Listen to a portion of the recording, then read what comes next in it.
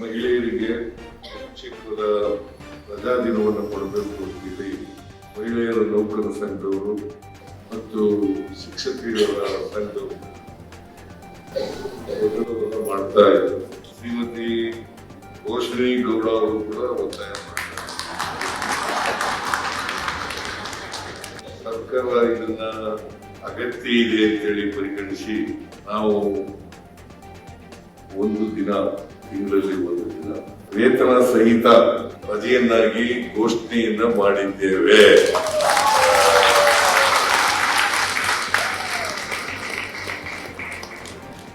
ಆಮೇಲೆ ನಮಗೊಂದು ಕಚೇರಿ ಬೇಕು ಅಂತೇಳಿ ಒತ್ತಾಯ ಕೂಡ ಮಾಡಿದ್ದಾರೆ. ಅದಕ್ಕೆ ನಾನು ಲಕ್ಷ್ಮೀ ಹೆಬ್ಬಾಳ್ಕರ್ ಅವರಿಗೆ ಮಾತಾಡಿದ್ದೀನಿ. ಬಾಲಭವನದಲ್ಲಿ ಒಂದು ಕೊಠಡಿಯನ್ನ ಕೊಡಬೇಕು ಅಂತ ಹೇಳಿ.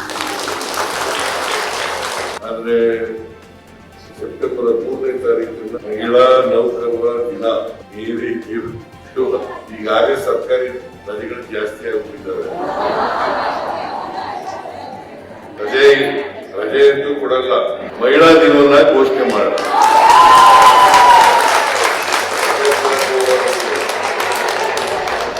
ಸೊ ಅದು ಘೋಷಣೆ ಮಾಡೋಣ.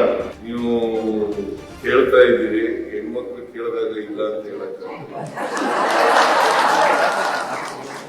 ಅದರಿಂದ ಮಹಿಳಾ ದಿನವನ್ನಾಗಿ ಘೋಷಣೆ ಮಾಡೋಣ.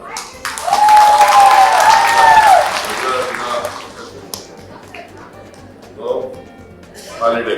ನೀವು ಮಹಿಳೆಯರು ಪುರುಷರು ಇವರಲ್ಲಿ ಭೇದ ಭಾವ ಇಲ್ಲ. ಯಾಕಂತಂದ್ರೆ ಕಾನೂನು ರೀತಿಯ ಎಲ್ಲರೂ ಕೂಡ ಸಮಾನರು ಅಂತ ಹೇಳಿದೆ. ಪುರುಷರಿಗಿಂತ ಕಡಿಮೆ ಇಲ್ಲದ ರೀತಿಯಲ್ಲಿ ಕೆಲಸ ಮಾಡ್ತಾ ಇದ್ದೀರಿ. ಎಲ್ಲ ರಂಗಗಳಲ್ಲೂ ಕೂಡ, ಎಲ್ಲ ಕ್ಷೇತ್ರಗಳಲ್ಲೂ ಕೂಡ ಕೆಲಸ ಮಾಡ್ತಾ ಇದ್ದೀರಿ.